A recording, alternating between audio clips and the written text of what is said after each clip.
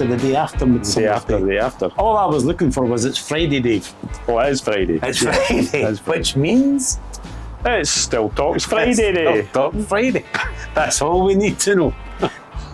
What I was going to do, because there's all these, can you say hippies these days? Yeah. All these tourists down at Stonehenge, and I was actually going to go and get a wee dram, and I was going to get my dominoes out, and I was going to build a wee Stonehenge, but I missed it, so Next you'll year. have to wait all the way till next year. Another to see 363. my little domino Stonehenge, which was rebuilt actually relatively recent. Have you seen the pictures on the YouTube? What Stonehenge was? Yeah, they built it with cranes. Well, that was cheap. They just think that's what it looked like. So If you actually look it up on the old Google, he shows you pictures of like iron fairies. So it must have been around the sort of, I don't know, 60s. And they're rebuilding Stonehenge with cranes. Well, we don't need to do that with your dominoes. And you see how quickly we go off track. This was, I'm going to let you explain because of this lovely hot weather. Explain. This was your So idea. we've got an ice bucket. So I thought it was such a warm period that we've had. And Glorious. It's been, we had the whole month and it didn't even rain in Scotland. So we're getting parched. Even some of the distilleries were starting to panic a wee bit.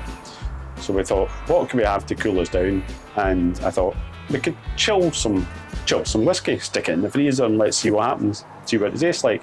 And then Dave suggests, what did you suggest? Well, the Dalwhinnie Winter Gold, Dalwhinnie being the highest distillery in Scotland, and I can't remember how many days a year they reckon it's under snow or frost.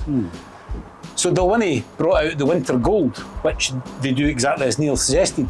You stick it in the freezer. Obviously, it doesn't freeze unless you've got a really good freezer. Are we going to crack on with this? Let's go for it. So what's this one we've got? Well, Wales, we'll keep that one. Okay. Keep that.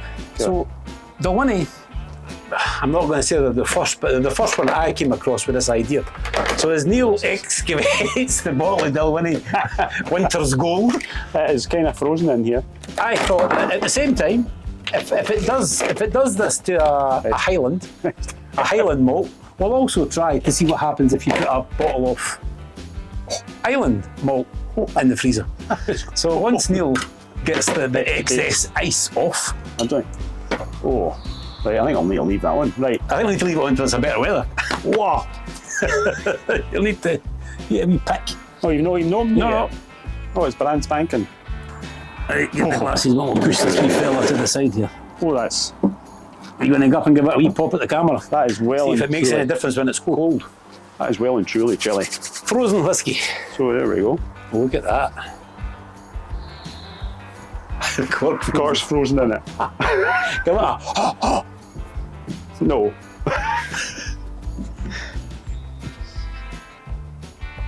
I've never foreseen this. I never thought of this. We've maybe just overdone it in the freezing. As long as it doesn't come loose and not elbow in your face. I'm thinking we're going to have to go and get the old French, the old corkscrew, the old wine opener. Oh, she's coming out, isn't? There we go. Right, let's see what happens. So now it's heated up.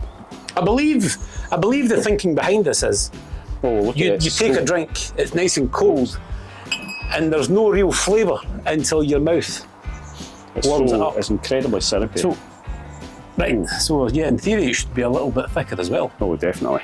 You can see it. You can see it when you tip the glass. It's got that thicker. It's almost like a glaive, isn't it? It is. It's like a dram beauty.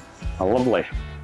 Well, it still actually has. I thought it smelled would have died, but no, I can smell that. Yeah. Now, Dalwhinnie is a very nice whiskey at the best of times. That's quite a fruity. I'm getting. Oh, definitely. Lots of fruit. Lots of. Oh, that's yes. Yeah, lots of lively fruit. Lots of. Oh, that's nice. I mean, I don't know if anybody, I mean, watching this and see that my sense of smell was affected. I think it was COVID that did it, but it's gradually coming back, and it's lovely to. And I'm getting the strongest smells that you actually pick up. The longer we go on, we're going to just have to go with this one because we're warming up as we speak. So. Oh.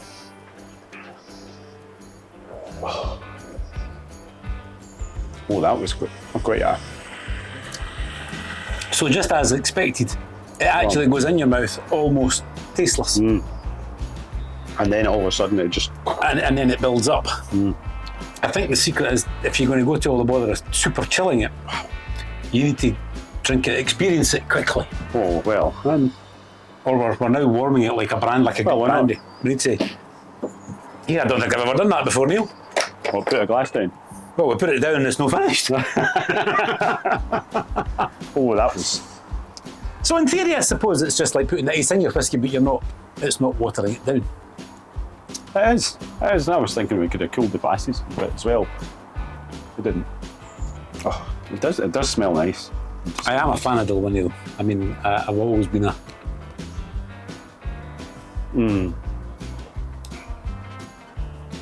No, here's trouble. Well, a little visit for Sandy there. Uncle Sandy around the corner pops round. So while we were waiting, the glasses evaporated. It evaporated. It heated, it warmed up. It warmed up, yes. We had to throw it away. Okay, this is not the easiest thing to... No, don't. This big fella on the side here's no ideal. Right, there we go, it's thick. See, that's struggling to come out. You can feel it when you pour it. Yep. Well, there's a nice cup of... That's a dram and a half. Is that a dram and a half? That's a dram and a half. But when it warms... Of course, so it'll expand. It'll Yeah. Because it's probably slightly smaller than... Oh, well, sorry, we got the calculations wrong then. Fine. Cheers. Slange. So would you recommend that people take a perfectly good bottle of Scotch and stick it in the freezer? Oh, definitely. I think it's a very good... If you are going to have a nice summer's barbecue and the weather does come out, I think if you do stick a bottle of, certainly, Dalwhinnie in the freezer, it certainly comes across as a very pleasant... It's got such a lovely feeling in the tongue when you drink it. It's just... It's almost like a liqueur, but it's not got the sweetness, the syrup in it. That's it. Well, it's like liqueur, the syrup, I suppose, is there, but it's a clean, sharp syrup. Whereas a Drambuie and a Glavar and some of these other, they are very nice, but they are quite sickly. Whereas, oh no, that's... I actually think you could drink quite a lot of that. That's got a lovely texture to it. I think you could drink that quite easily. I think you probably could. It's... Yeah, put it down and stop it heating up so much. But no, it is really quite a... It's got a wee bit of pepper in it. But it's got the fruits. I'm getting... But the pepper comes once it warms up. Yes. But it's a... So if you pick it up and expect to get the fruits first, so if you take a drink straight away, you'll get the fruits pretty much straight away. Once you get that ice chill, you get the fruits. And then as it warms up, you get that pepperiness. Peppery, yep. Whereas if that was at room temperature, you'd probably get that pepper straight away, and it might kind of spoil the... But then it's going like a Christmas cake, fruity, isn't it? It's got that rich... That's actually very good, That's a isn't lovely it? drink. That is a...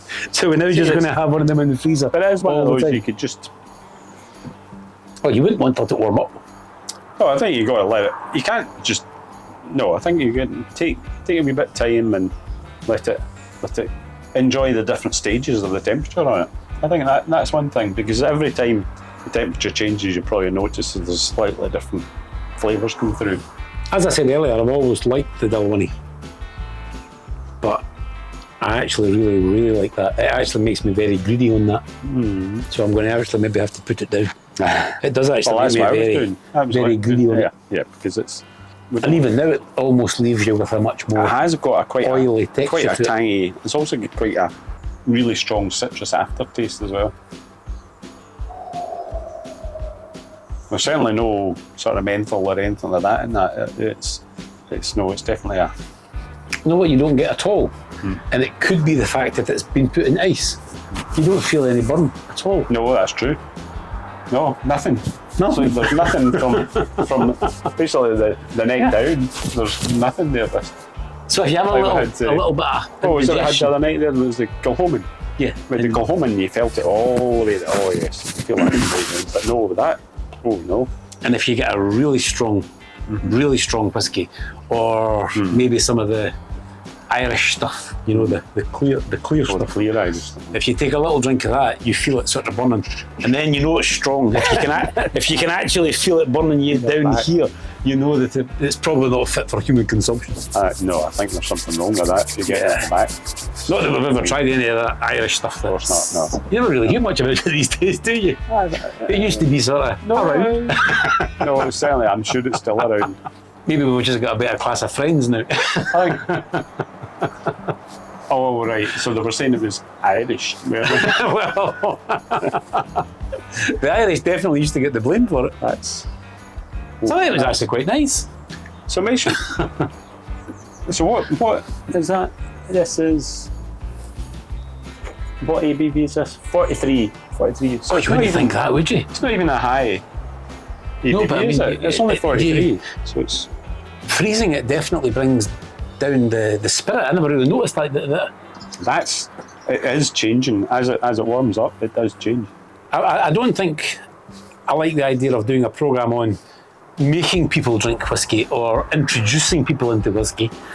But I do believe if you weren't that fond of some of the stronger tasting whiskies, I think certainly that in your freezer, and then we shall find out just shortly with the Lagavulin, that makes that incredibly easy to drink. That's really pleasant to drink. I don't know, maybe it's just because it's frozen. It's almost like It is quite a nice whiskey though. like a sweet pudding, but it's not sweet in any way. It's almost like. But well, when you're saying about things being palatable, when I was a lot younger, I used to put my Southern Comfort in the freezer, Southern Comfort. and that actually made it. Was that when taste you were a better. student? It was. That actually made it quite a. I actually And it- can't. You're going to say you've never had Southern Comfort? No, I'm just trying to actually remember what it tastes like. Well, I Southern can't remember. Comfort. It's that long since I've had it. But It's quite sweet, I believe, isn't it? yes, it was quite sweet. Yeah, but that was when I was experimenting. It was. But no, the problem with that is when you put that in the freezer, you can just. So you put Southern Drink Comfort it. in the freezer as well. Yeah. And that was a thing. Well, it wasn't my freezer. So, don't know if anybody else did. Maybe folk can comment. They could comment. They could also subscribe and hit the like button to do that. Do what Neil says, not what Neil does. You can try putting your whiskey in the freezer. Even if you don't have a Dalwhinnie Gold, try something else. We'll try the other one later. Well, the Lagavulin's definitely going to be when he says later, I mean, just as soon as he gets on with that one. Once every time you take a drink of that, as the temperature's changing, it feels different. Even just for that experience, it's quite a nice. So the Dalwhinnie, I think it's usually a 12-year-old. That's in the cream coloured box. The Winter Gold, we're actually quite surprised to find it in the summertime because it usually comes out around the Christmas time. It's that sort of frost, it's that gimmick. But you usually find it very reasonable in the supermarket. So that's not an expensive dram. So is that's on that blend, I'm assuming? Well, as far as I know, it is a single malt. Do you know, I actually got glasses. Do you want me to read it? I'll read it for you. You know, you can have a wee read. No, I'm pretty sure it is a single malt. Highland single malt. It's unaged, I would imagine. I mean, it'll be Highland's 3 or 5 highest and coldest distillery. What was the chap I was watching the video again? What was his name again? Ralph. Ralph. I was watching Ralph and he gets very upset when distilleries don't put the ages on their whiskey. Ages on their whiskey. Even if they're... But he did say that there was something about the fact that if it is a blend of different ages, you can't actually put this is a blend of 5-year-olds. I believe you have to put the youngest one on. And whatever. Yes, that's so if you had 12-year-olds and you dumped in a 5-year-old, you've got to put you've got to call it a 5-year-old. So you've got to be really careful. And then you go, well, what's the point of putting in it's a 3-year-old whiskey or a 4-year-old whiskey? It's just because there's a wee drop. We all appreciate these Lagavulins, 18-year-old, 16. I think it's a 16-year-old Lagavulin. We appreciate these whiskies, but these distilleries that are selling these unaged whiskies, you buy them, you like them or you don't like them. Yes, but as a rule, I find them very pleasant. Yeah, and I find that very pleasant. I find that very pleasant. Uh-huh. Yep. It was. Although the Dalwhinnie 12-year-old is also very pleasant. thick and Dave's can you determined. imagine what this Lagavulin is going to be like? Dave's determined to try this Lagavulin. So I was thinking, are we going to split it up into two different episodes? And what I probably will do, To be continued. that's the end of the video. No, what I was thinking then is we'll do